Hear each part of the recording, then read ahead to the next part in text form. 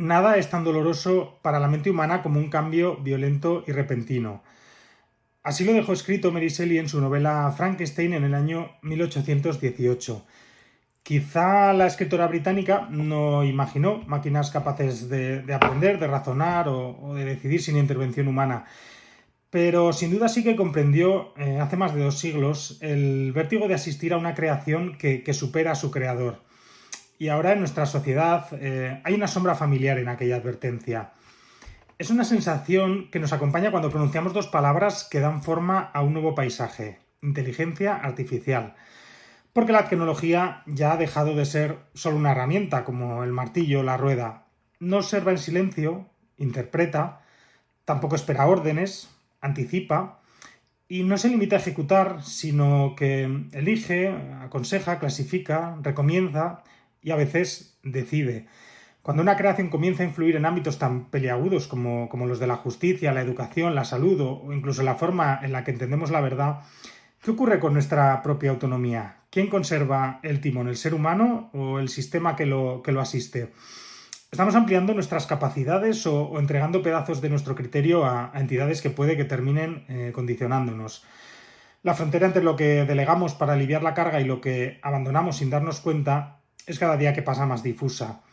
En un mundo que se acelera a golpe de algoritmo, quizá la pregunta no sea si la inteligencia artificial es buena o mala, inevitable o controlable. Tal vez la pregunta sea qué parte de nosotros mismos estamos dispuestos a dejar en manos de algo que nos respira. Soy Aser Gil, bienvenidos a Luces en la Niebla. En la UNED de Tudela, Luces en la Niebla. Hola, saludos desde la UNED de Tudela. Comenzamos nuestro episodio número 17 y nos adentramos en un tema de máxima actualidad y relevancia porque no me negarán que vivimos en un tiempo en el que los algoritmos ya no son solo líneas de código escondidas en un servidor remoto. Son estructuras que moldean decisiones, que influyen en percepciones y que acompañan con sigilo la vida cotidiana de millones de personas. Y a pesar de que la inteligencia artificial parezca a veces un fenómeno etéreo, si la miramos con lupa descubrimos que su impacto es muy tangible. La Unión Europea estima que el 42% de las empresas europeas ya utiliza algún tipo de herramienta de IA para automatizar procesos, tomar decisiones o generar contenido. Y según el Foro Económico Mundial, el 75% de los empleos experimentará cambios significativos por efecto de la automatización y la IA antes del año 2030. Estas cifras, que les pueden parecer frías, hablan en realidad de un movimiento tectónico silencioso que se está produciendo bajo nuestros pies y que reconfigura el modo en el que trabajamos, estudiamos y nos relacionamos. Esa es la base, desde luego, pero hay un territorio mucho más delicado, el de los derechos. La Oficina del Alto Comisionado de Naciones Unidas para los Derechos Humanos advirtió en el año 2023 que el uso de sistemas de IA en decisiones públicas, pues como la selección de personal, el acceso a ayudas sociales o la vigilancia policial, puede amplificar desigualdades estructurales y erosionar derechos fundamentales si no se controla con precisión y transparencia. Es decir, que un algoritmo mal entrenado puede tomar decisiones que ningún juez, profesor o médico querría firmar. ¿Y qué ocurrirá cuando una máquina evalúe a un alumno, resuelva una solicitud de asilo, identifique a un ciudadano en la calle o establezca quién merece un préstamo o una prestación social? ¿Puede acaso una máquina comprender el matiz, la excepción, la humanidad que habita en los pliegues de cada caso? La IA además es como un espejo deformante que devuelve reflejos ampliados de nuestros sesgos. Si no, pongan atención a este dato. Un estudio del Instituto de Tecnología de Massachusetts, el MIT del 2023, reveló que algunos sistemas de reconocimiento facial siguen fallando hasta 3 veces más en mujeres y personas con piel oscura que en hombres blancos. Si la justicia ciega ya era de por sí un ideal difícil de alcanzar, ¿qué sucede cuando los ojos que identifican pertenecen a una máquina programada con datos incompletos o sesgados? No menos inquietante es la frontera entre ayuda y sustitución. La aparición de lo que algunos llaman compañía artificial plantea dudas nuevas. Por ejemplo, si una IA puede generar afecto simulado, conversación empática y asistencia emocional, ¿puede también modelar soledades, modificar vínculos, erosionar relaciones humanas reales? ¿Dónde queda lo auténtico cuando la simulación roza ya la perfección? Y mientras nos preguntamos hacia dónde avanzamos, el mundo jurídico intenta, como quien persigue una sombra al atardecer, establecer normas, límites y garantías. El Reglamento Europeo de Inteligencia Artificial, aprobado en el pasado año 2024, será la primera ley integral del mundo que clasifique sistemas de IA según su riesgo y que prohíba aquellos que atenten contra los derechos fundamentales. Europa, una vez más, intenta situarse como faro regulador, pero hay una pregunta que late feroz. ¿Basta una ley para contener una tecnología que es capaz de aprender más rápido que nosotros mismos? Estamos quizá en una encrucijada parecida a la que vivieron las sociedades cuando aparecieron la imprenta, la máquina de vapor o Internet. Muchos expertos dicen, de hecho, que se trata de una revolución mucho mayor, solo que esta vez el desafío no es una herramienta externa, sino que es una inteligencia que se cuela dentro de nuestras decisiones, nuestros afectos y nuestras instituciones. Y es ahí donde surge el debate que nos trae hoy aquí, que nos lleva a hacernos preguntas como la de qué manera podemos garantizar que la inteligencia artificial refuerce y no erosione nuestra dignidad, nuestros derechos o nuestra esencia profundamente humana. También la de si estamos construyendo un aliado o nos encontramos en realidad alimentando un guardián al que pronto tendremos que pedir permiso para decidir. Ana María Marcos del Cano, muy buenos días. Hola, muy buenos días, Asier, ¿qué tal? Ana María Marcos del Cano es catedrática de Filosofía del Derecho en la UNED. Su labor académica se sitúa en el cruce entre la ética, el derecho y la tecnología, ámbitos en los que ha desarrollado trabajos rigurosos y actualizados sobre los desafíos que emergen cuando las normas tradicionales entran en contacto con innovaciones disruptivas. También ha dedicado su investigación al pensamiento jurídico contemporáneo, a los fundamentos de la justicia en contextos complejos y a las implicaciones morales de las nuevas estructuras de poder. Su trayectoria institucional y su presencia en foros nacionales e internacionales la convierten en una referencia clave para abordar los dilemas éticos y jurídicos que plantea la inteligencia artificial. Por esa razón está hoy aquí con nosotros y por eso también hemos contado con ella para dirigir el curso Inteligencia Artificial, Desafíos Éticos, Jurídicos y Sociales, que celebraremos en la UNED de Tudela los días 18 y 19 de noviembre, en los que Ana María estará acompañada por otros 3 profesores del Departamento de Filosofía Jurídica de la UNED. Ana María, muchas gracias por ayudarnos a alumbrar una niebla que, bueno, no cayó del cielo, sino que la creamos nosotros mismos y bueno, es tan densa y envolvente que avanzamos en ella sin saber dónde está muy bien la salida. Pues gracias a vosotros. La inteligencia artificial está transformando se podría decir de una manera casi silenciosa, nuestra manera de vivir, de decidir y de relacionarnos. ¿Cuál dirías que es el desafío ético más urgente que plantea hoy la IA?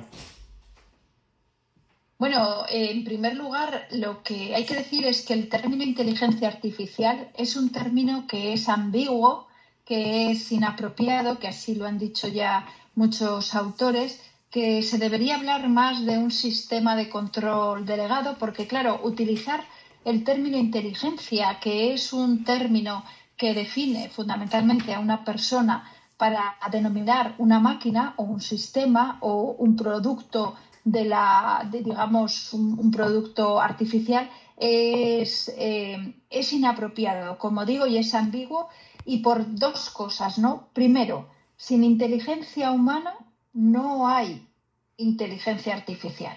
Eso es evidente y es lo primero que quiero poner de manifiesto. Es decir, la inteligencia tiene que ser la humana en primer lugar.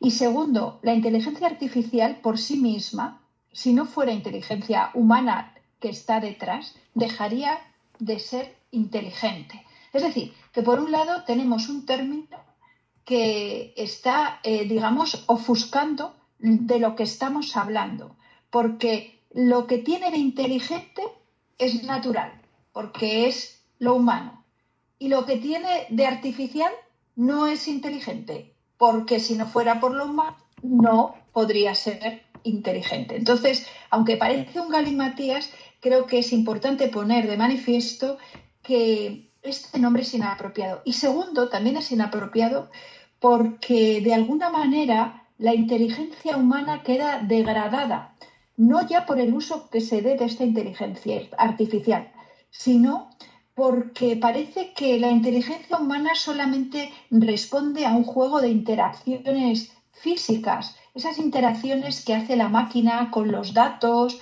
con los algoritmos, como que la inteligencia humana fuera eso, cuando la inteligencia humana es muchísimo más que un juego de interacciones físicas, ¿no?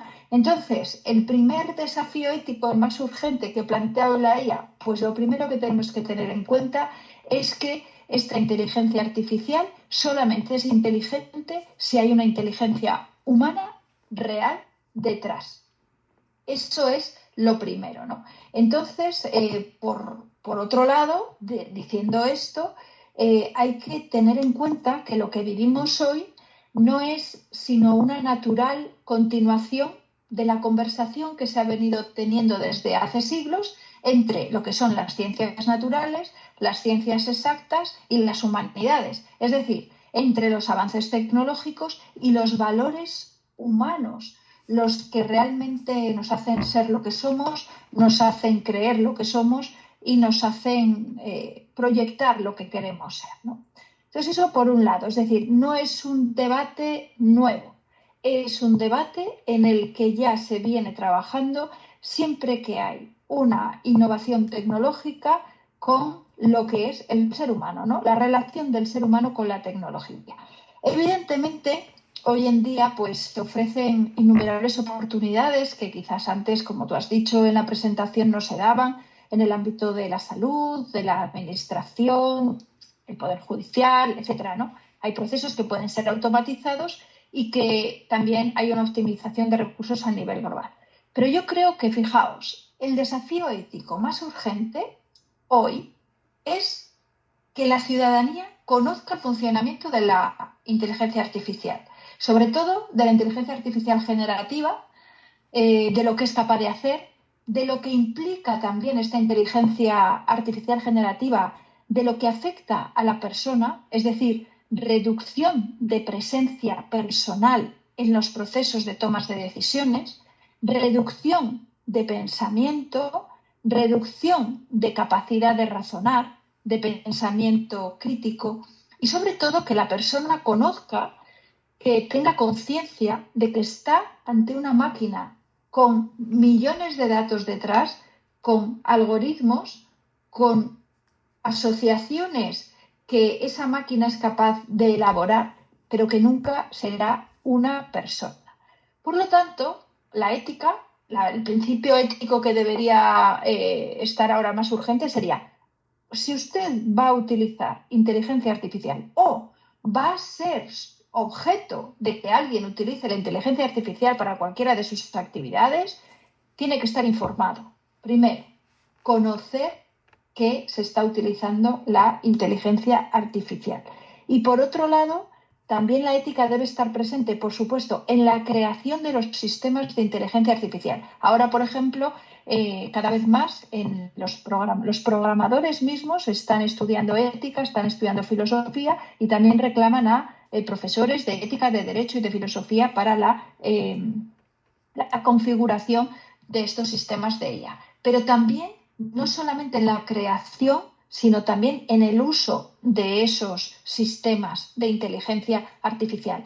Al final, todo va a recaer, por muy fuerte que parezca, todo va a recaer en la responsabilidad personal a la hora de utilizar estos instrumentos, porque en definitiva lo que van a exigir es una educación en las virtudes, en la ética, en saber qué es lo que pueden hacer esas máquinas y qué es lo que nos compete a nosotros como ciudadanos, como trabajadores.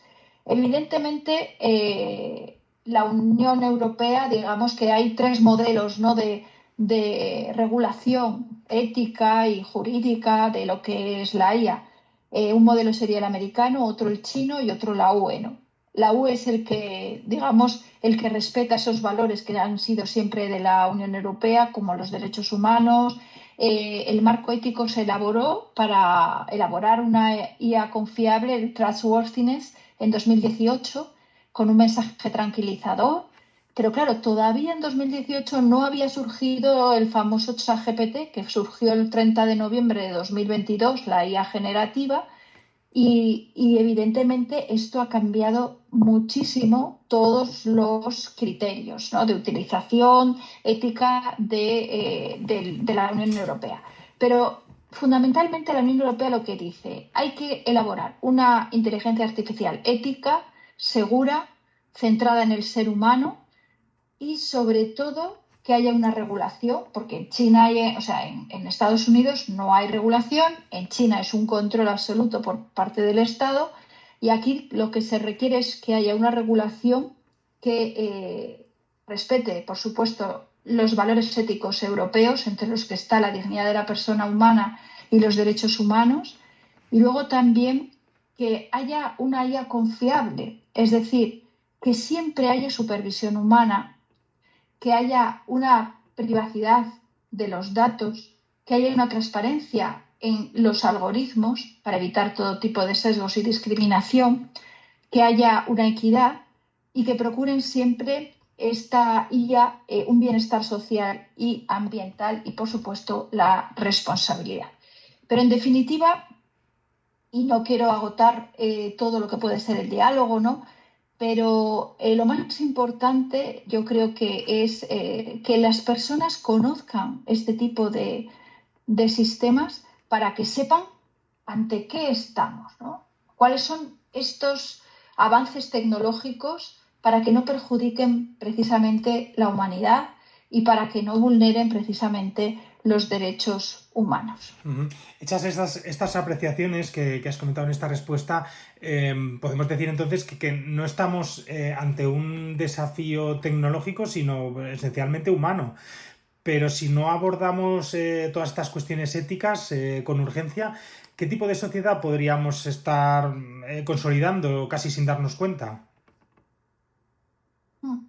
Hombre, yo creo que la sociedad hoy que presume, ¿no?, de tener una tecnología tan avanzada a su alcance, lo primero que tiene que hacer es formarse, es decir, concienciarse de qué es esto que tenemos entre manos.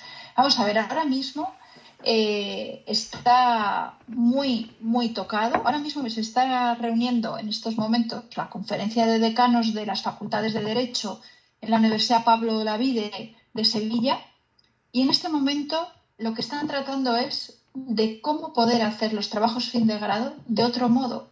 Porque hoy en día un trabajo fin de grado con un ChatGPT, con un Gemini, con un Copilot, con todos estos tipos de ingeniería e inteligencia artificial que están surgiendo en la ingeniería técnica, se pueden realizar. Y no hay manera de ver si ese trabajo está hecho con estas técnicas. Con lo cual, estamos en un momento en el que la sociedad se tiene que concienciar de que esto va a producir una revolución en el sentido, sobre todo, permítanme que me exprese así, pero quizás que vayamos para atrás en la formación de las personas, ¿no?, en la educación, que se produzca una pereza mental, que las neuronas, las sinapsis que digamos que se producen cuando razonamos, cuando pensamos críticamente, pues no tengan actividad. Se produzca una deuda cognitiva, es decir, que no haya conocimiento, porque ese conocimiento no ha pasado por un esfuerzo previo personal. Que se produzca no solo eso, sino también una falta de hábito del esfuerzo que supone el estudio, el elaborar, el pensar las cuestiones desde uno mismo, porque eso no solamente es para que usted saque una carrera o esté en un grado, esté graduado, sino que eso está en las personas jóvenes, está formando un carácter, está formando unos hábitos, está preparando a una persona para la vida en el esfuerzo, y todo eso ahora mismo, si nosotros acudimos continuamente a lo que puede ser una herramienta de inteligencia artificial, estamos delegando nuestra capacidad de razonar en una máquina, estamos delegando nuestra curiosidad por la investigación y por el saber en una máquina, estamos delegando la elaboración que requiere de pensar, de argumentar y de leer, por ejemplo, leer los clásicos, que una persona tenga realmente la experiencia de leer a los clásicos o obras de literatura, ya no digo solamente de derecho, de filosofía, directamente lo estamos delegando en unas máquinas que te resumen eso en media hora, ¿no? En media hora tú puedes tener hecho un trabajo que antes te costaría meses. Claro, eso es una cuestión que va a incidir muy directamente en la sociedad, que es lo que me preguntabas ahora mismo, en la sociedad que queremos crear. Por eso tenemos que estar muy atentos, los ciudadanos, en las consecuencias que eso tiene en la sociedad, en nosotros mismos y sobre todo los que nos dedicamos a la formación. Uh-huh. Ese delegar demasiado nuestro criterio en las máquinas nos puede pasar una factura demasiado grande como sociedad o siempre hay esperanza en que sepamos emplear esta herramienta pues para fines más positivos. Ahora mismo yo creo que la inteligencia artificial no es algo que podamos desdeñar ni, por supuesto, dejar a un lado, descartar, ¿no? La inteligencia artificial se está utilizando en muchos ámbitos y está ayudando en muchos ámbitos. En la investigación misma está ayudando. Puedes obtener datos, estadísticas, puedes hacer en el ámbito sobre todo de la ingeniería simulaciones que antes costaría muchísimo más tiempo y recursos. También en el ámbito de la salud, los diagnósticos que se pueden hacer, puede consultar la IA un montón, miles y miles de casos que antes el médico pues no tenía en su cabeza. O, por ejemplo, también en el ámbito también de la justicia, ¿no? Del Poder Judicial, hay sistemas que también se pueden automatizar. Hay búsqueda, por ejemplo, de legislación y de jurisprudencia que puede ser mucho más rápida. Es decir, la IA tiene un potencial enorme y realmente es muy positiva, pero como digo yo en el título de mi ponencia, digo luces y sombras. Entonces tenemos que tener un gran angular ante la IA porque realmente va a estar con nosotros cada vez más, pero tenemos que conocer las luces, que es verdad que es importantísimo y que nos va a hacer un bienestar, como decía antes, los principios de la UE, ¿no? Que sirvan para el bienestar, que sirvan para la responsabilidad de cada uno de nosotros también. Pero evidentemente tenemos que tener en cuenta los dos ámbitos. Uh-huh. Y entre esas sombras, ¿crees que puede llegar un momento en el que renunciemos a decidir pues porque la comodidad de delegar nos resulte demasiado tentadora? Bueno, los humanos tendemos a la ley del mínimo esfuerzo. También es verdad que todo, o sea, la ley de la inercia, ¿no? Todo cuesta, pero ahí tenemos que estar muy atentos. Es decir, lo humano debe dirigir la IA, que no haya sustitución, que eso no lo podemos perder de vista nunca, porque es que la IA comete errores. Por ejemplo, los chatbots son altamente imperfectos, ¿no? Y se utilizan muchas veces en educación y alguien tiene que discernir pues en qué modo se pueden utilizar, ¿no? Y sobre todo siempre tener en cuenta que estamos ante una máquina. Y fijaos, la IA siempre se debe dirigir por un humano. Eso es básico. Y sobre todo porque, aunque cometa errores y aunque no los cometiera, la persona tiene que dirigirla. Por lo tanto, la persona que la está utilizando tiene que tener un conocimiento de todo aquello que quiere consultarle. Porque si no, no va a poder saber discernir y recoger qué es lo que le está diciendo la IA, si es adecuado, si no, si tiene errores, si no. Y desde luego, en legislación, en jurisprudencia, en lo que son citas, en lo que es bibliografía, que estamos haciendo nosotros ya utilización de lo mismo, de la IA, comete muchísimos errores, ¿no? Y aparte de eso, también hay que tener en cuenta que no es lo mismo autonomía moral, que es la autonomía del ser humano, que es algo propio y genuino, con lo automático, con lo autómata, con lo automatizado. Es decir, precisamente la autonomía moral es todo lo contrario a algo automático. La autonomía moral requiere reflexión, requiere un discernimiento entre varias opciones y sobre todo, cuando uno toma una decisión, eso está dentro de una dirección, de un proyecto, de un plan hacia el que el ser humano quiere llevar su vida. En cambio, la automatización que se da en las máquinas, ni hay reflexión, ni hay un discernimiento, ni hay tampoco un plan hacia el que ellas se dirijan, ¿no? Adela Cortina, en su último libro, dedicado en parte también a la inteligencia artificial, dice que las máquinas no son real y ontológicamente autónomas, sino son solo funcionalmente autónomas. Es decir, gozan de una autonomía funcional, pero no de una autonomía ontológica. ¿Y qué significa esto de autonomía ontológica? Pues significa que la autonomía que los seres humanos tenemos y hacemos, o sea, es praxis y decidimos, es una autonomía con la que la persona configura su propio ser. Es decir, la vida se nos da sin hacer, como decía Ortega, como decía Heidegger, somos arrojados a la vida, a la existencia, sin hacer, con una base biológica, pero sin hacer. Y esa vida se va configurando por las decisiones que cada persona va tomando y se va configurando de acuerdo a esas decisiones y se va construyendo, lo que decía Heidegger, una vida auténtica. ¿Auténtica por qué? Porque ya no es biológica, sino que está configurada con las decisiones que has ido tomando. Si esas decisiones nosotros se las dejamos a una máquina, pues la persona se quedará plana, se quedará sin interioridad, se quedará sin capacidad de reflexión moral, sin capacidad de reflexión ética y sobre todo, lo más penoso, es que va a ser objeto, no sujeto, va a ser un objeto y no un sujeto que piensa críticamente y va a ser altamente manipulable. Porque otra cosa, no nos olvidemos que esto todo surge de grandes industrias tecnológicas privadas. Una de las cosas que se vienen a reclamar hoy entre los estudiosos de la inteligencia artificial es hacer una inteligencia artificial pública, porque ahora mismo esto que se está utilizando, las cantidades y cantidades de máquinas de inteligencia artificial, todo eso está surgiendo de las grandes tecnológicas. ¿Por qué?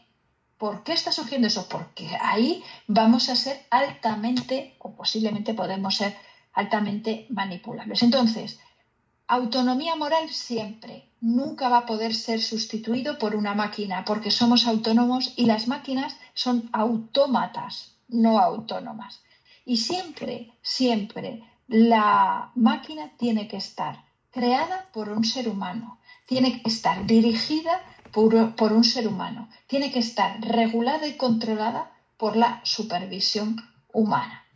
El tema de los errores que deslizabas al principio de tu respuesta es uno de los puntos que quería abordar en esta conversación porque, bueno, sí que es verdad que la IA promete altísimos niveles de eficiencia, eso es indiscutible, pero también puede llegar a reforzar sesgos y desigualdades, como de hecho yo creo que ya muchas veces ocurre.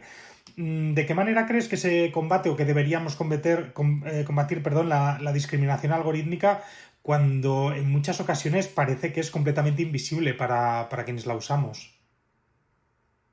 Bueno, pues evidentemente uno de los principios éticos que ha propuesto para la IA precisamente la Unión Europea es el de la inclusividad y el de la justicia, es decir, que pueda ser usada por todos, que su uso también sea, digamos, democrático y que haga prevalecer esa justicia, entendida como no discriminación e igualdad.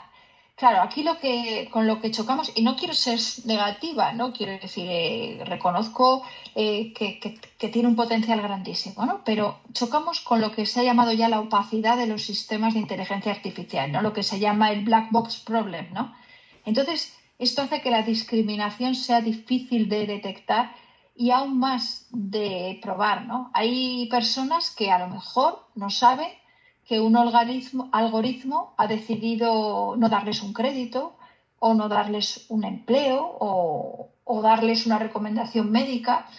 Entonces, ahí estamos en una vulnerabilidad. Yo que he trabajado mucho el término de la vulnerabilidad se amplía, ¿no? Porque realmente no sabemos muy bien todo este tipo de algoritmos cómo funciona.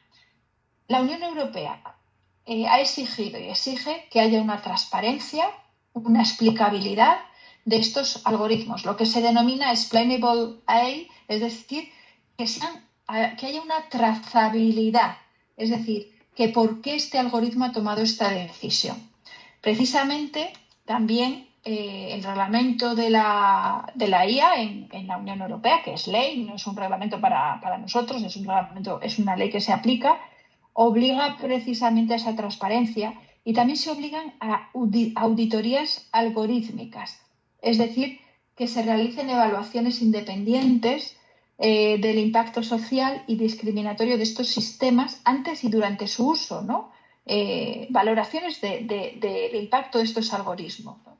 Y estas auditorías analizan si los datos de entrenamiento o los resultados finales reproducen sesgos de género, raza, edad, etcétera. O sea, pero fijémonos, ¿no? O sea, los datos de entrenamiento. O sea, esto es una máquina que está utilizando millones de datos y que está asociando. Y claro, esos datos, ¿de dónde los coge? Evidentemente va a haber sesgos, porque ¿quién introduce datos? Normalmente los blancos, varones, bueno, mujeres también cada vez más, pero de una determinada edad y de un determinado país donde la tecnología está muy avanzada. Evidentemente puede haber muchísima discriminación si nos vamos a zonas pues como puede ser África, que no tiene prácticamente tecnología, o lugares de Asia, o lugares incluso rurales de nuestro propio país, por ejemplo, que no solamente hay zonas en las que no llega Internet y no pueden utilizar este tipo de sistemas, pero también lo que también abordaré en una de mis intervenciones, el tema de la brecha digital y de la brecha de género y de edad, ¿no? Que ahí sí que hay realmente una desprotección. Y luego, por otro lado, también el Reglamento General de Protección de Datos reconoce que no podemos ser objeto de decisiones automatizadas sin intervención humana significativa. Es decir, la supervisión humana está siempre. Es decir, que si hay una oferta de empleo y un algoritmo te ha excluido de ser candidato o de lo que sea, ahí tiene que haber siempre una intervención humana que supervise esa decisión. Y por lo tanto, esto garantiza el derecho a recibir una explicación sobre la lógica empleada. Y esto se tiene que hacer sobre todo en el ámbito público, ¿no? También, cada vez más, en el ámbito de la creación de los sistemas de inteligencia artificial, se está promoviendo la diversidad. Es decir, que haya personas de toda raza, de todo género, de edades diferentes, para que así estos desarrolladores sean interdisciplinares y evitar pues, que esos modelos pues, reproduzcan una visión sesgada de la realidad, ¿no? Y por lo tanto, lo más importante que a mí me parece es el tema de la educación digital, importantísimo, ¿no? O sea, las personas usuarias y los profesionales tenemos que saber cuándo hay una decisión que puede haber sido tomada por una máquina, cómo podemos ejercer nuestros derechos y lo más importante, como he dicho, es el control humano, porque esto viene de una creación humana y hay que controlarlo para que se pueda corregir o revertir estos resultados que pueden ser discriminatorios. Uh-huh. Al hilo de esto que comentas y cuando hablabas también de que al final la creación de estas grandes herramientas están en manos de las tecnológicas, en tu opinión, ¿quién crees quién debería vigilar los algoritmos y la naturaleza de todos esos datos de los que se nutre? ¿Sean los gobiernos, alguna entidad supranacional, los ciudadanos, una institución independiente? Bueno, aquí realmente en Europa estamos en otro contexto, ¿no? En Europa ya, como digo, desde el 2018 se ha regulado ya éticamente el marco ético de la IA y el reglamento de inteligencia artificial pues ha optado por ser un marco regulatorio amplio, genérico y flexible, ¿no? Para evitar todo este tipo de discriminaciones, pero estamos en un marco de regulación, cosa que no existe, por ejemplo, en Estados Unidos, ¿no? Entonces, yo creo que quien tiene que controlarlo, por supuesto, son los gobiernos. Por eso también la necesidad de hacer una IA pública, ¿no? Tienen que estar los gobiernos, sobre todo porque esto puede vulnerar los derechos fundamentales de los ciudadanos. Con lo cual, creo que quien tiene que estar ahí al frente tienen que ser los gobiernos. En España se ha creado, precisamente igual que se creó una agencia de protección de datos para velar por la protección y garantía de los derechos de las personas, se ha creado también una agencia de supervisión del uso de la inteligencia artificial y creo que es por ahí que depende del gobierno y que es por ahí por donde tenemos que ir, porque en definitiva lo que tenemos que tener en cuenta es que la innovación de la IA, las tecnologías, no son un fin en sí mismo, sino un medio para mejorar nuestras condiciones de vida, para garantizar nuestros derechos fundamentales, para garantizar en último término también el Estado democrático y social de derecho. Y ahí, fundamentalmente también, para que no mine las capacidades que puede tener una persona. Porque si lo que va a hacer es facilitar de tal modo que nos va a dejar con cerebro plano, por decirlo de alguna manera, pues mejor que no la utilicemos. Sí, de todas formas, que los gobiernos controlen estas herramientas, yo creo que a muchas personas también les causará cierto temor, porque al final un gobierno, pues sabemos cómo actúan. ¿Tú crees que puede existir una IA que sea realmente imparcial o esto es una quimera?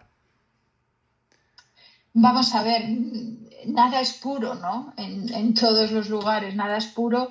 La IA pública de la que yo hablaba antes es un control que se hace en función del respeto a la dignidad humana y a los derechos fundamentales, ¿no? Porque, claro, es que se pueden ver afectados, ¿no? Por ejemplo, pues cuando hay una vigilancia desproporcionada, ¿no? O cuando, por ejemplo, hay una falta de transparencia en los sistemas de IA. Démonos cuenta que esto está influyendo muchísimo en la participación en el espacio público, ¿no? Entonces también, pues si el principio de autonomía personal, el principio de libertad, la participación en el espacio público es en lo que se basa la sociedad democrática por las elecciones que hacemos, si esas elecciones están haciéndose desde una máquina, pues es que al final dejamos sin fundamento lo que es nuestra democracia, ¿no? Entonces es muy importante que aquí haya un rigor y una regulación, pero no una regulación, por decirlo de alguna manera, de control, sino de garantía de los derechos fundamentales, ¿no? Hay otro debate que me gustaría abrir, que es el del ámbito jurídico. Siempre se ha dicho, ¿no?, que el derecho suele ir detrás de la tecnología. En tu opinión, ¿qué lagunas jurídicas te parecen más preocupantes ahora mismo respecto a la inteligencia artificial? Bueno, realmente es verdad. El derecho va siempre detrás de la realidad y sobre todo teniendo en cuenta que esta realidad en la que nos movemos ahora de la inteligencia artificial, lo que estamos hablando, es una realidad que cambia de un día para otro, ¿no? O sea, en una semana ya han salido muchísimos modelos o máquinas de inteligencia artificial que no conocemos. Entonces, el derecho ahí, pues claro, realmente cuenta con un hándicap que es que no puede estar al día en la regulación. Pero claro, lo más importante es que en el ámbito de Europa ya hay un reglamento de inteligencia artificial, hay un marco regulatorio amplio, genérico, para evitar esto. No es un marco específico, sino que es genérico para que puedan caber todas las innovaciones tecnológicas.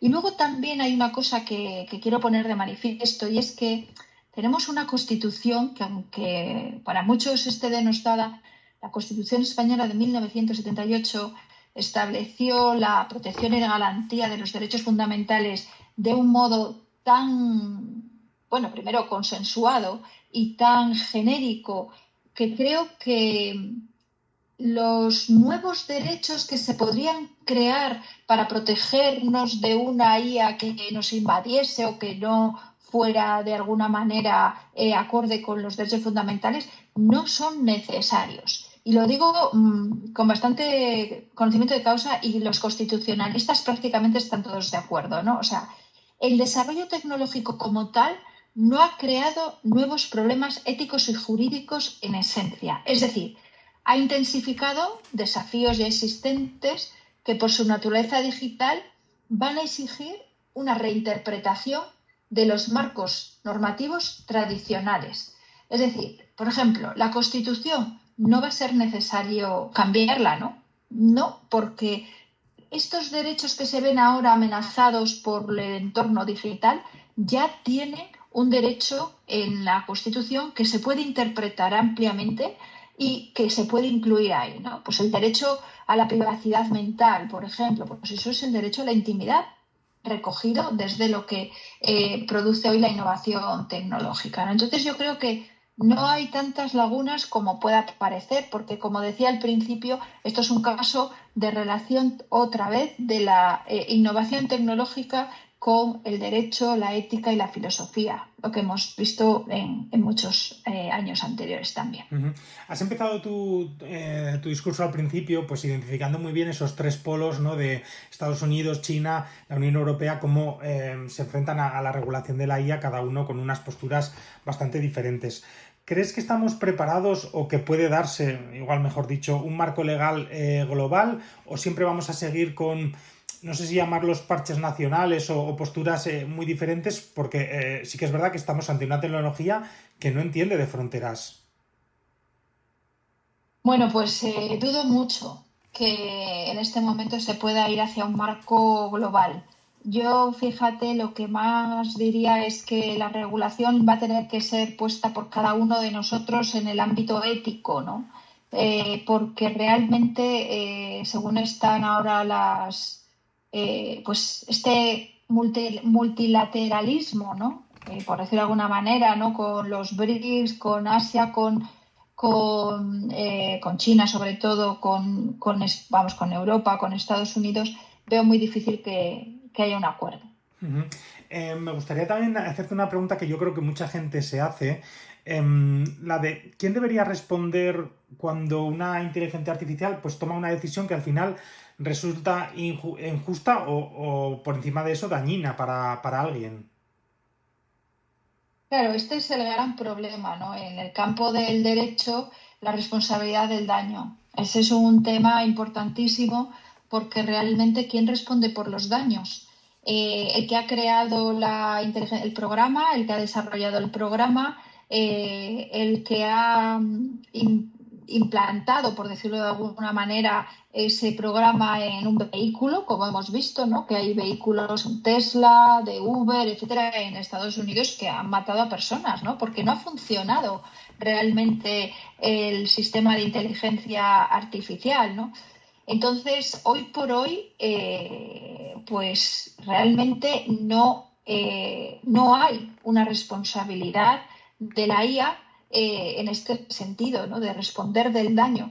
¿Por qué? Porque por mucho que nosotros queramos, pues si una persona va en un coche y atropella a alguien, el conductor es el responsable, ¿no? No hay otra cuestión. Pero, por ejemplo, no hay normativa para los vehículos autónomos, ¿no? Y no hay una normativa que diga que un sistema de inteligencia artificial es responsable jurídicamente de un atropello o de lo que sea, de otro daño, ¿no? ¿Y por qué? Porque no tiene personalidad jurídica. Y como no tiene personalidad jurídica, que es ser sujeto de derechos y obligaciones, pues no puede ser considerado responsable en el sentido penal ni civil. Así estamos, ¿no? Otra cosa es que se creen ficciones, que se creen legislaciones que lo contemplen. De hecho, es una de las cosas que te quería preguntar. Si tú le ves sentido pensar en derechos o responsabilidades para un sistema que no es humano, vamos, si se le debe otorgar algún tipo de personalidad jurídica a una IA.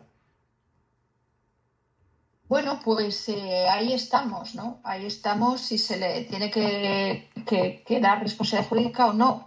Vamos a ver, la personalidad jurídica es una ficción en derecho, ¿no? O sea, una persona es un ser humano, tiene responsabilidad, pero una sociedad no es un ser humano y tiene responsabilidad.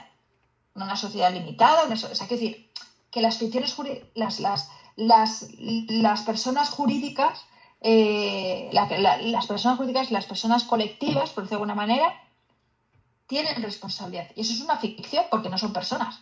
¿No? Es un conjunto de bienes, la fundación, un conjunto de personas, la asociación, etcétera. Entonces, ha habido ficciones para crear personalidad jurídica y para crear responsabilidad jurídica.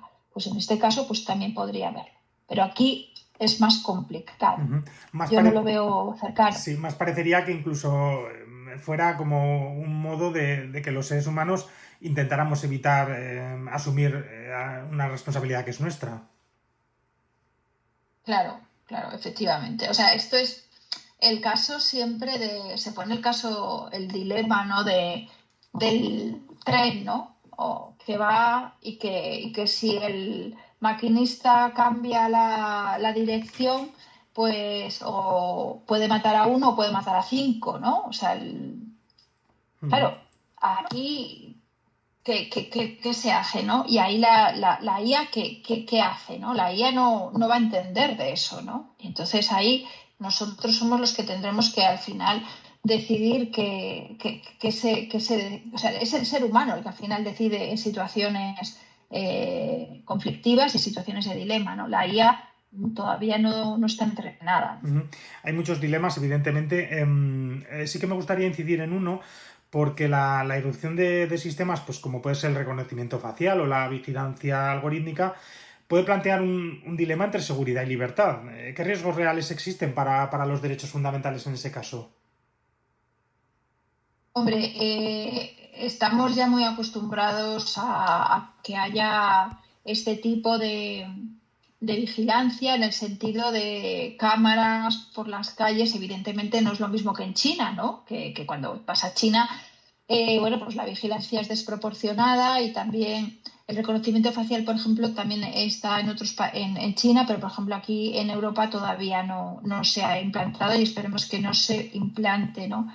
Porque realmente este uso invasivo de estas tecnologías puede invadir el derecho a la intimidad y la protección de datos, que son los que permiten el libre desarrollo de la personalidad, porque realmente todo eso al final son datos que se quedan ahí, ¿no? No es simplemente una cámara que recoge tu rostro o que recoge el lugar donde estás en un momento determinado.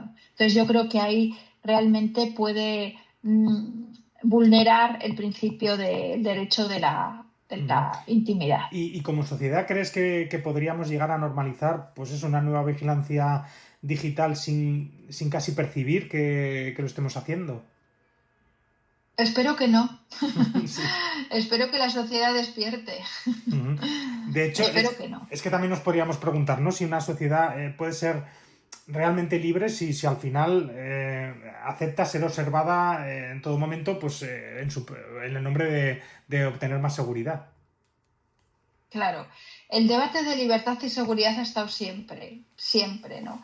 Pero claro, evidentemente ahí cambiar libertad por seguridad, dependiendo de en qué proporción, ¿no? Hay contextos en los que tú puedes estar, digamos, bueno, pues si yo voy a un concierto en el que hay 60.000 personas, pues tengo que admitir que haya cámaras, que haya control, pero si yo voy al campo, voy a dar una vuelta, pues no tengo por qué, digamos, soportar ese control, ¿no? O sea, que yo ahí hay distintos ámbitos. Hay otro punto que yo creo que será de los que más incertidumbre genere, que es evidentemente el ámbito laboral, porque bueno, la IA está poco a poco reemplazando tareas, alterando profesiones enteras. ¿Qué cambios sociales crees que podríamos ver en los próximos años si no sabemos anticipar correctamente esta transición? Bueno, pues ahí hemos visto esta semana, ¿no? Amazon despidiendo a miles de trabajadores mientras destina miles de millones a la inteligencia artificial, ¿no? Esto es así, ¿no? El segundo mayor empleador de Estados Unidos, pues ha despedido a muchísimas personas mientras obtiene ingresos récords y además invierte en inteligencia artificial. Entonces aquí está claro que si no se anticipa esto con políticas activas, sobre todo de formación, también de protección social, de cambio del modelo productivo, es decir, en los cambios de la humanidad, ¿no? Pues la sociedad industrial, pues también supuso una revolución tremenda, ¿no? Y ahí pues hay que establecer pues tránsitos de protección social, formación, ética tecnológica y sobre todo pues que haya el riesgo de que haya una sociedad pues más desigual, ¿no? O sea, yo creo que el reto aquí no va a ser impedir el avance de la IA, sino humanizarlo, ¿no? Para que la tecnología amplíe el horizonte de la persona y digamos que se emplee en favor de la dignidad y la justicia. Pero claro, yo aquí lo que más veo es que, por ejemplo, en Estados Unidos ahora para ser abogado se requiere formación en IA. Aquí ya en los despachos de abogados es un plus el que la persona para ser contratada conozca el funcionamiento de la IA, porque eso, claro, imagínate, para buscar sentencias, legislación, doctrina, eso facilita mucho la labor en un despacho. Pero evidentemente lo que antes hacían 4 personas, a lo mejor ahora lo puede hacer una, y eso está perdiendo personal, ¿no? Entonces se va a requerir esa transición. Pero también lo más importante es que a veces esta automatización excesiva de los trabajos puede hacer perder sentido e identidad profesional a las personas. Es decir, puede vaciar de contenido creativo y ético muchas ocupaciones. Y eso puede influir en la autoestima, en la motivación de los trabajadores, si no se preserva siempre un papel humano significativo en el trabajo que tú haces.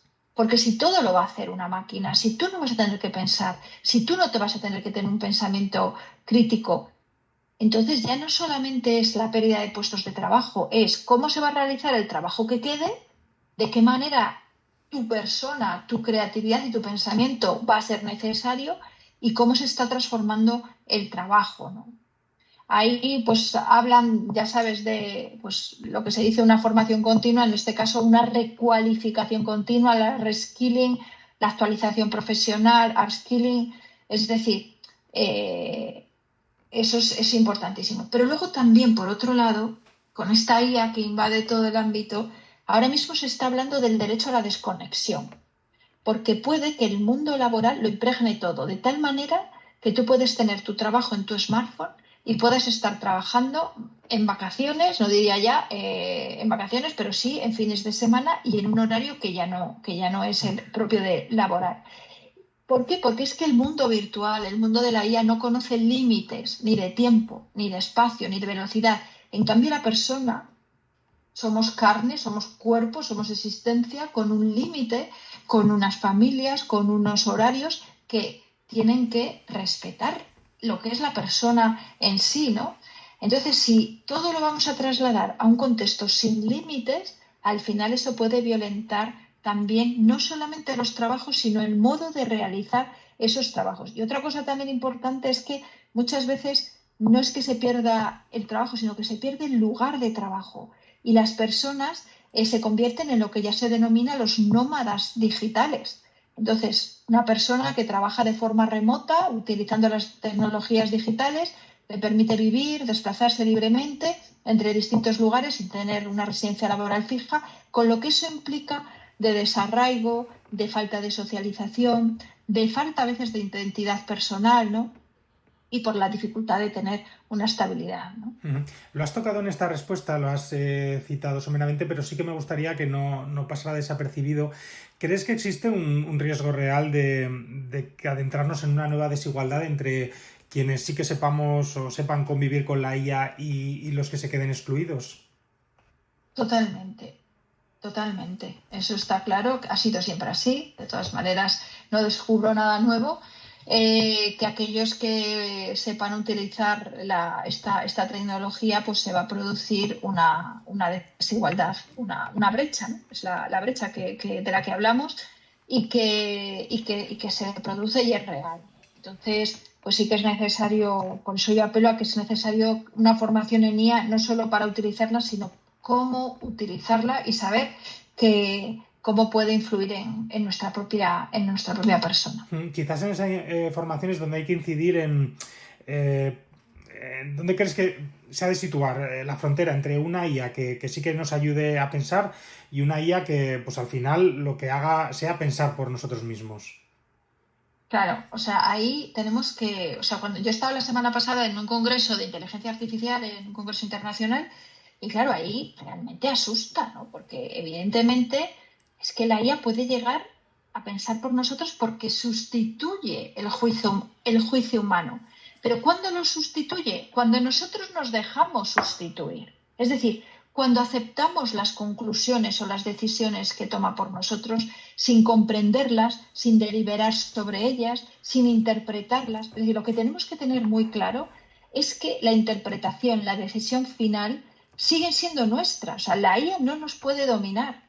Tenemos una responsabilidad moral, una responsabilidad epistémica, es decir, de conocimiento, y tenemos que tener la capacidad crítica de decidir, pensar nosotros con ayuda de la IA. Muy bien, con ayuda, pero quien piensa al final soy yo. O sea, la autonomía tiene que ser de la persona, porque como deleguemos completamente en ella, o por pereza, o por ignorancia, o por exceso de confianza, vamos a ser sujetos que vamos a pasar a ser objetos, y vamos a ser objetos de algo que no es alguien, de algo que es pasivo, porque por muchos millones de datos que entrene es pasivo, y nos está sustituyendo el pensamiento humano, ¿no? Por eso entiendo que es muy importante la relación, la educación, lo social con la tecnología, porque una IA bien usada, fijaos, yo el otro día fui al médico y el médico me dijo, ¿le importa que le grabe la conversación porque estamos haciendo un experimento de que la IA diagnostique? Y yo dije, muy bien, siempre que haya supervisión humana. Pero me lo dijeron, ahí es una IA bien utilizada, es decir, van a diagnosticar con ayuda de la IA porque están probando una herramienta de IA que me parece muy bien porque puede ser muy útil y tiene a lo mejor muchísima más capacidad que un equipo médico para diagnosticar, pero a la vez siempre con supervisión humana y que haya conocimiento de que se está utilizando esa IA. Porque una IA bien usada puede aumentar el conocimiento, la creatividad, la argumentación, pero una IA mal usada va a atrofiar nuestras capacidades, que son precisamente las capacidades que nos califican y nos definen como humanos, ¿no? Y por lo tanto yo creo que el control tiene que estar siempre en el sujeto, ¿no? Decidir siempre el sujeto. ¿Crees que en el uso de la IA nos estamos asomando demasiado al precipicio de, creo que lo has dicho en una respuesta, de como sociedad dar un paso atrás, de tener un empobrecimiento intelectual como especie? Pues sí, es que lo creo, ¿eh? Lo creo porque lo estoy viendo. No sé si están oyendo algunos alumnos, pero lo estoy viendo. Lo estoy viendo y claro, eso es un empobrecimiento. Es un empobrecimiento de la capacidad de pensar, de que no se lee, de que no se leen libros, de que quizás pues el pensamiento crítico y la capacidad de asociar pues se está perdiendo. Y lo tenemos pues en nuestra vida diaria, ¿no? O sea, ya no tenemos en la memoria los teléfonos de nadie. Antes sabíamos los teléfonos de memoria, ahora ya no los sabemos. Antes no utilizábamos Google Maps o GPS para ir a un sitio que hemos ido 1000 veces. Ahora pues lo utilizamos. Entonces, claro, en el fondo pues tenemos una vida que ya está muy controlada, ¿no? La libertad de movimientos está muy controlada dónde vamos, porque ya no es el gobierno el que nos controle, sino que es que Google ya sabe dónde estamos. No te cuento ya cuando hablamos de tarjetas bancarias que nos están forzando cada vez más a utilizar dinero virtual en vez de dinero en efectivo. Conocen nuestros gustos, nuestros consumos, los teléfonos con la ubicación encendida siempre saben dónde estamos. Y luego, por ejemplo, se nos ofrece un servicio gratis como puede ser WhatsApp, que se ha masificado, internacionalizado y democratizado, y esos WhatsApp que dicen está cifrado y no se puede saber tal lo que dices, se protege la intimidad, pero todos esos metadatos que están en un servidor, ¿por qué el WhatsApp es gratis? Porque todos esos metadatos están dando muchísima información. Y así los datos de WhatsApp pues realmente son personales, tienen que estar protegidos jurídicamente. WhatsApp se supone que no puede utilizar esos datos con fines distintos, pero realmente los metadatos sí que pueden ser analizados y ahí están habiendo pues muchos riesgos. De hecho, te me has adelantado a uno de los puntos también que quería tratar, que es al final eso, porque estas herramientas de IA al final se alimentan de nuestros datos. ¿Crees que los ciudadanos somos realmente conscientes del precio que estamos pagando por los servicios digitales que usamos a diario?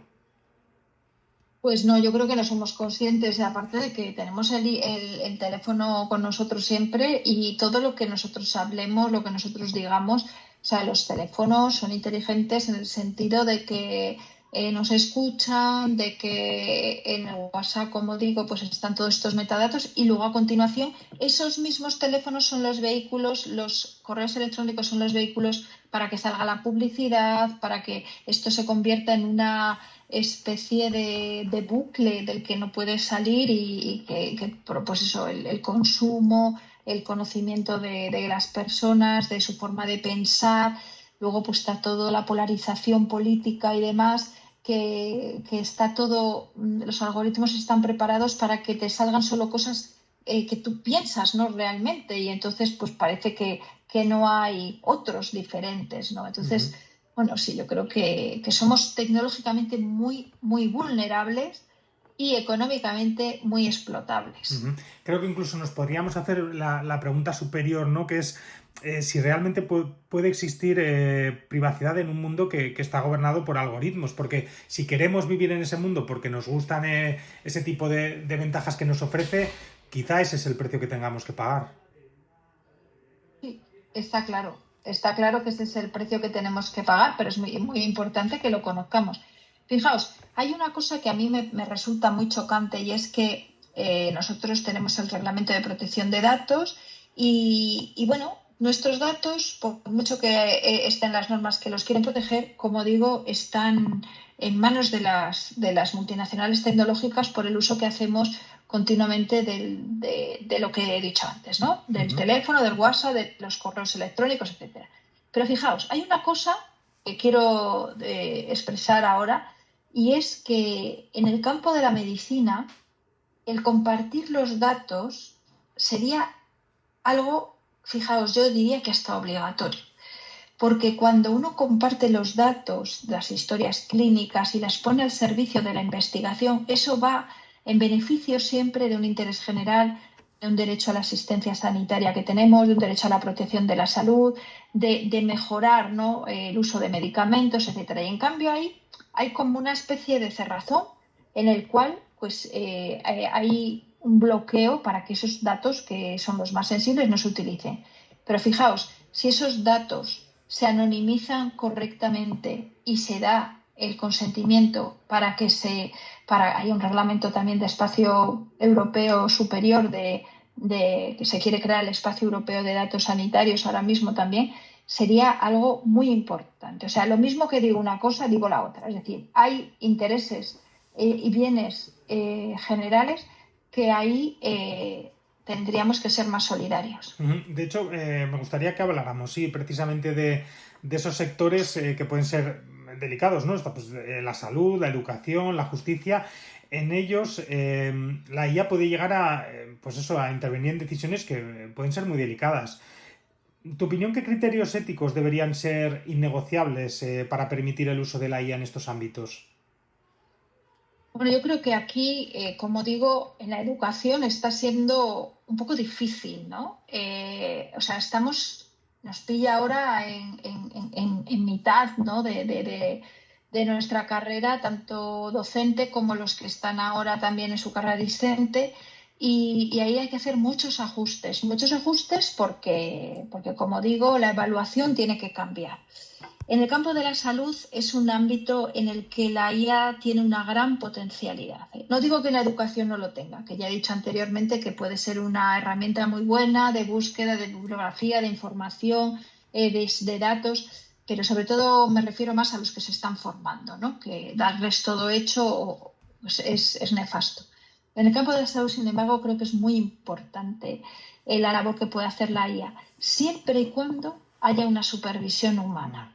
Es decir, tiene que haber siempre lo que se denomina una supervisión humana, dialogada, deliberada, con los datos que nos dé la IA, ¿no? Y sobre todo que sea transparente, que sea explicable y que se emplee para el crecimiento inclusivo, que funcione también con robustez y seguridad, pero sobre todo que haya una supervisión humana. En el campo del proceso judicial, el campo de la justicia, del proceso, también es importante porque hay muchos procesos que pueden ser automatizados. Entonces, ahí, en esos procesos que pueden ser automatizados, pues cuando no se necesita una valoración, pues también es importante que la IA pues pueda, no sé, una sentencia que puede tardar 3, 4, 5 años en salir, pues que salga mucho antes, ¿no? Entonces, pues me parece importante, pero claro, siempre y cuando no se decida totalmente, sino que sea una herramienta que ayude, que ayude. Por lo tanto, yo diría que como criterio ético, por supuesto, que respete los derechos humanos, los valores democráticos, que sea transparente y explicable y que haya una supervisión humana. ¿Crees que hay algún espacio en el que la IA debería estar prohibida o en todos puede aportar su ayuda siempre que, claro, esté evidentemente pues muy bien controlada? Bueno, es que aunque se prohíba la IA,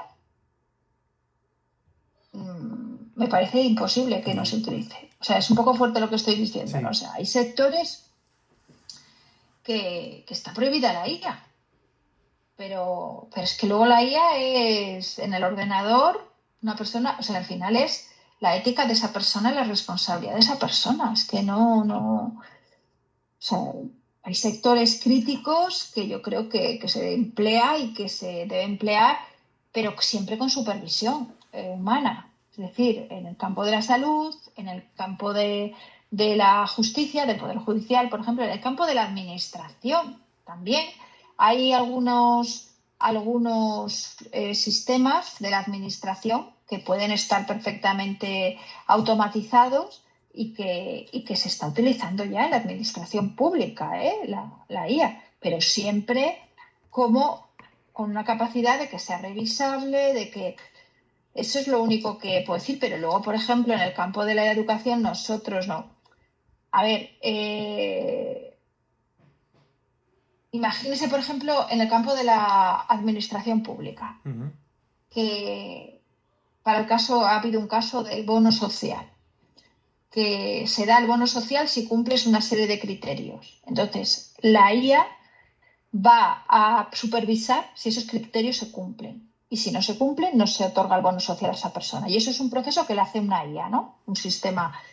Pues claro, ahí, si hay algún fallo, la persona que haya sido, por ejemplo, excluida, tiene que recurrir. Y si recurre, entonces es cuando tiene que demostrar la administración que la IA, que el algoritmo, que la trazabilidad de la toma de decisión, etcétera, etcétera, que se ha hecho de una manera equitativa y de una manera justa, ¿no?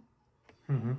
Eso. Sí que me gustaría también hacerte alguna pregunta de al final de la educación como sociedad, ¿no? Y como individuos, porque evidentemente la velocidad con la que evoluciona la IA, bueno, supera con creces nuestra capacidad social de comprenderla.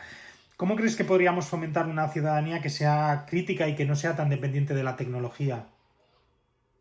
Bueno, yo creo que lo más importante es conocer a nivel de usuario lo que eso implica.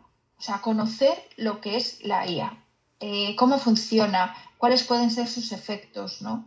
La IA ya está aquí, no la vamos a dejar de utilizar, obvio, ¿no? Facilita, aumenta la capacidad de análisis, como digo, en los diagnósticos, en la justicia, en la autorización de procesos.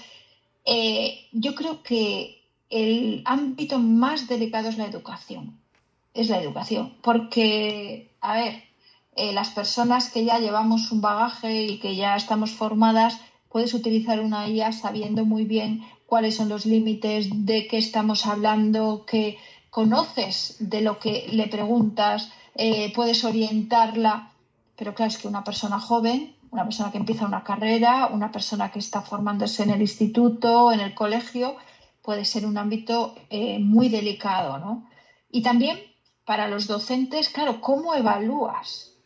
Uh-huh. Eso también para nosotros es difícil, ¿no? ¿Cómo vamos a evaluar si no podemos hacer un examen presencial a los alumnos, ¿no? Como hay materias, por ejemplo, ¿no? De másteres que se les manda trabajos fin de máster, trabajos en los cuales es difícil hacer un examen presencial. Es decir, bueno, se hace un examen oral, una defensa oral, pero la elaboración del trabajo es del alumno, ¿no?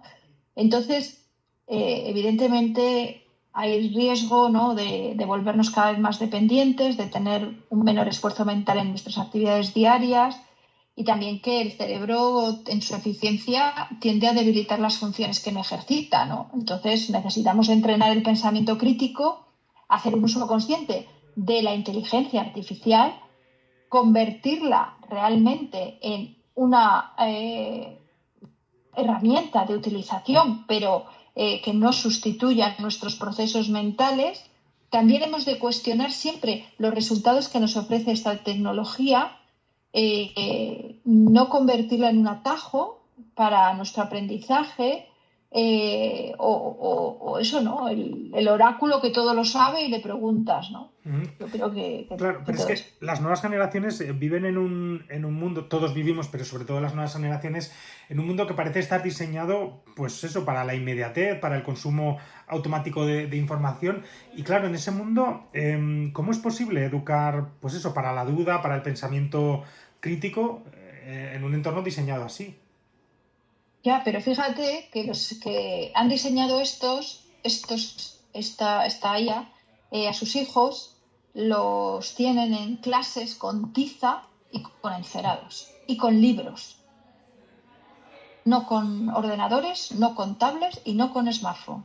Y en las urbanizaciones en las que viven estas personas de Silicon Valley, me estoy refiriendo, no puede entrar nadie con un smartphone. En las Ujú. garitas se dejan todos los smartphones de las personas que entren. Es decir, que sean ajenas a la familia, ¿no? Entonces, quiero decir que ellos saben del peligro de esto, ¿no? Y por lo tanto, saben que esto es un arma que tiene sus riesgos, ¿no? Entonces, esto es una labor ingente de familias, de colegios, de volver otra vez, aunque nosotros, digamos, ya no puedes quitar a un niño su iPhone o su Samsung o su smartphone, lo que sea, o su tablet, pero en el ámbito de desarrollar sus capacidades cognitivas, de pensamiento, de razonar, en el colegio, lo que tienen que hacer es volver otra vez al papel y al lápiz. Esto puede sonar anticuado, pero es que esto es lo que nos están diciendo los neurólogos, lo que nos están diciendo los psicólogos y lo que nos están diciendo los expertos en aprendizaje. Porque evidentemente si tú en un colegio quitas todos los libros, les das ordenadores, les das tablet, y esos ordenadores y esas tablets no tienen ningún tipo de freno a Internet, sino que pueden estar en una clase de ciencias y ellos pueden estar conectados al último partido de la Champions, pues claro, eso no es manera de educar, ¿no? Entonces yo creo que aunque se ha hecho muchísimo esfuerzo en la digitalización, se ha empleado muchísimo dinero en que todos los colegios tuvieran los niños su ordenador y demás y tal, yo creo que hay que dar una marcha atrás y así lo están haciendo en muchos países que están prohibiendo este tipo de utilización de los instrumentos que tienen acceso, por ejemplo, a Internet en los más jóvenes, ¿no? Entonces, yo creo que no nos tiene que doler el que una persona no puede utilizar este tipo de herramientas hasta que no tenga una formación. Ujú. Es que tiene que tener una formación Claro, porque si no, previa. da incluso cierto temor, ¿no? Pensar que en lugar de estar educando para convivir con la IA, parece que lo estés educando para que se queden sometidos a ella. Eso es, Ujú. eso es, eso es. Aparte de que aquí hay una cuestión que, bueno, hay chatbots que se emplean en educación y que ayudan, tutoriales. Por ejemplo, ahora lo de las tutoriales, pues todo el mundo ve tutoriales para todo. Yo pues que no lo sé, pero es que todo el mundo ve tutoriales para hacer cualquier cosa y para restar. Para restar se ven tutoriales. Yo, bueno, en fin.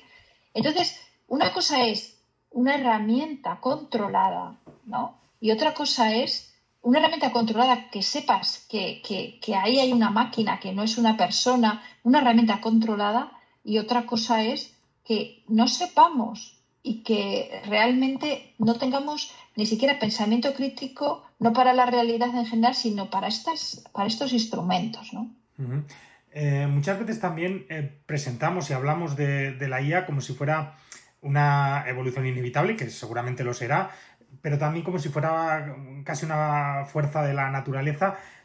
¿crees que estamos olvidando de que al final se trata de un producto humano, de una herramienta que hemos creado y que por lo tanto la podemos regular y la podemos orientar? Claro, claro, es lo que trato de decir, ¿no? O sea, al final la IA necesita una orientación, se ha creado por un humano, se desarrolla por humano y se usa por humanos. Entonces ahí necesitamos una orientación, una orientación. Es decir, necesitamos que se utilice para algo. Por ejemplo, en salud, hay muchas veces que se puede utilizar para que las personas recuerden la medicación que tienen que tomar y tienen una Alexa o un Siri o una de estas que les puede recordar en un momento determinado que tienen que tomar medicación. Pues fenomenal, muy bien. Por ejemplo, en la administración pública se suelen utilizar también algunos de estos chatbots para guiar en la realización de trámites, ¿no? Aquí te puedo ayudar para hacer esto. En la atención al cliente, vamos, miles de veces llamas y te responde un chatbot y te está guiando hasta que te resuelve o, evidentemente, sabemos que es un chatbot, que no es una persona, nos está ayudando y eso está direccionando la IA en un sentido que es un bien, ¿no? Pero de ahí a que sustituya el pensamiento humano, pues Ujú. va mucho derecho. No hemos hablado de la dimensión emocional y creo que también es importante preguntarnos qué impacto tendrá, yo creo que en un futuro más próximo del que podamos creer, el estar conviviendo con máquinas que al final simulen empatía, pues afecto, compañía. ¿Crees que la IA va a poder llegar a alterar la forma en la que entendemos las relaciones humanas? Bueno, puede, pero no podemos olvidar que los vínculos son intersubjetivos. Es decir, el amor es el amor, es entre dos personas, es un vínculo, es una fidelidad, es un intercambio, es un reconocimiento del otro. Eso la IA nunca lo va a poder hacer. Creo que fue un chino, me parece, que elaboró un robot a una mujer y que respondía siempre a todos sus demandas y sus reclamos y sus intereses, pero claro, al final sabemos que eso es una máquina, es decir, que no hay un otro ahí realmente, ¿no? Y las relaciones personales, el ser humano es carne, es cuerpo, ahí más que nunca tenemos que reivindicar esa capacidad de la persona de ser cuerpo, de ser carne, la persona es relación, la persona es sentimiento, es emoción y realmente eso es la base de nuestro pensamiento. Es decir, nosotros no pensamos como máquinas, pensamos como carne, como cuerpo, como sentimiento, como afectividad. Los vínculos intersubjetivos solamente pueden ser Ujú. entre humanos. Ujú. Y ya para finalizar esta conversación sí que me gustaría hacerte una pregunta un poco más profunda. ¿Qué crees que dice nuestra relación con la inteligencia artificial sobre quiénes somos y sobre en qué nos estamos convirtiendo como sociedad? Pues yo creo que hay una pregunta que creo que es muy positiva, que la está haciendo aflorar la inteligencia artificial, y es la pregunta de ¿qué es lo humano? ¿Qué es lo humano? ¿Quién soy yo?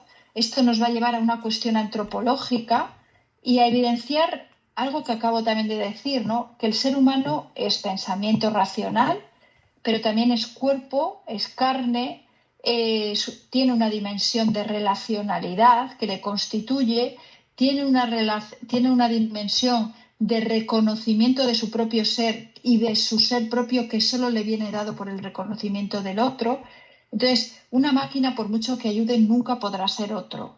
Nunca, fijaos, en la educación y en la configuración de la identidad personal, algo que es fundamental es ¿cómo diría yo? El que el otro te reconozca. Es decir, un niño va creciendo y va ganando en confianza y en identidad cuando el otro le reconoce. Eso nunca lo va a poder hacer una máquina. Y ahí es donde nosotros nos vamos educando y nos vamos formando y vamos siendo, ¿no? Ujú. Vale, pues con esta... Entonces, sí, no sé si querías decir algo sí, más. sí. No, que quiero decir que eso nos lleva a la pregunta por la antropología humana, ¿no? ¿Quiénes somos? Y somos relación, somos vínculo, no somos seres solos, necesitamos a los otros desde que nacemos a lo largo de toda la vida para reconocernos, y somos seres vulnerables. Y eso una máquina pues no lo es. ¿Crees que porque al final si la IA nos está reflejando como un espejo, ¿crees que realmente nos gusta lo que estamos viendo? Porque, vale, la IA reproduce sesgos, pero es porque nuestros datos contienen sesgos. Y si la IA llega a deshumanizar, pues también igual es porque la hemos entrenado para priorizar pues eficiencia sobre empatía. Y ya si al final incluso nos manipula, pues también igual es porque hemos creado sistemas que están premiando la influencia por encima de la verdad. Creo que al final la IA puede ser como un espejo moral y cultural de nuestra sociedad.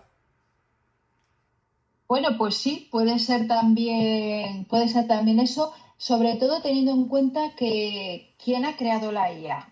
O sea, eso es lo que no podemos perder. O sea, nace en Estados Unidos, ¿no?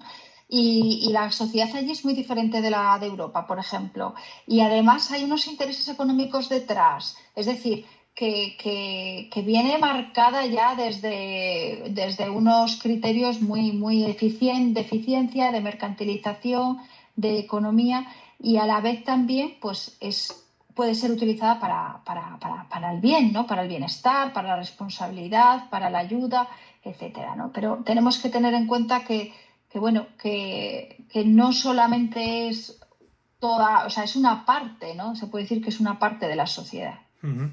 Y ahí tenemos que reivindicar mucho pues lo que somos en Europa.